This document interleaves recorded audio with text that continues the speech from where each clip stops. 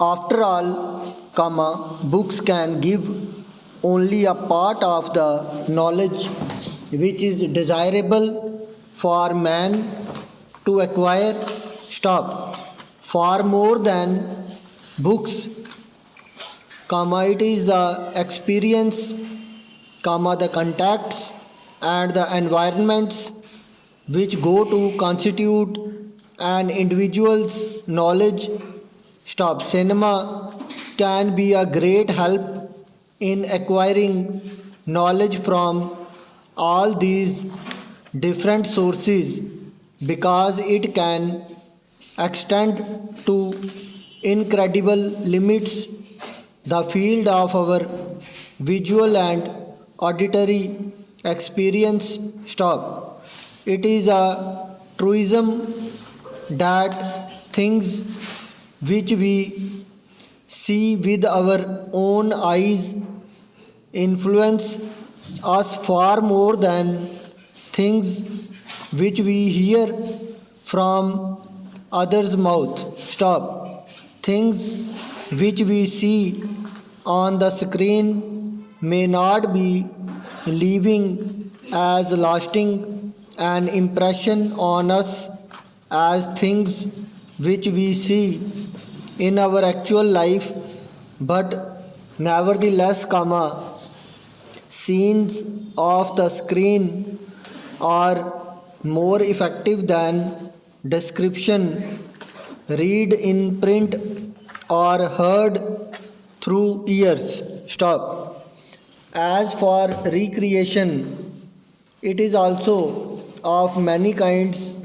There is recreation which, besides being entertaining, is also educative. There can also be something which is recreative but morally injurious. I cannot claim to have seen many films.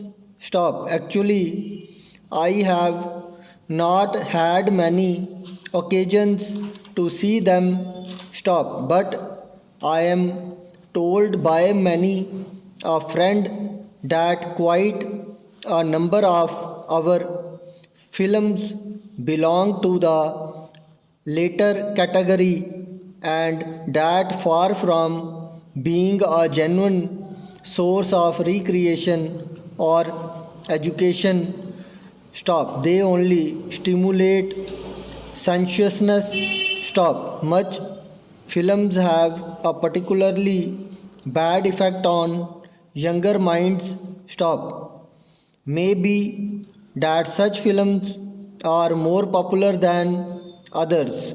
It is also possible that such films may be more paying. It might be said by some that films are produced on a commercial basis and therefore the producers have to produce only what is in demand. It may also be said that the principal function of the cinema is to provide entertainment, in which case producers have to be guided by popular taste. All these good points might be put for the sake of argument.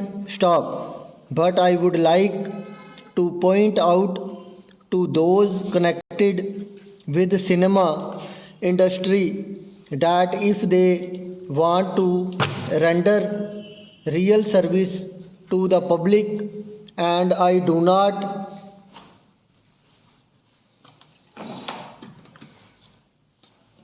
believe it should be their ideal, all these arguments should be of little consequence to them. At any rate, these are secondary considerations. The primary consideration must be service of the pupil. No service can be real unless it safeguards the genuine interests of those who are sought to be served. Stop. I would request film producers to think over this. Stop.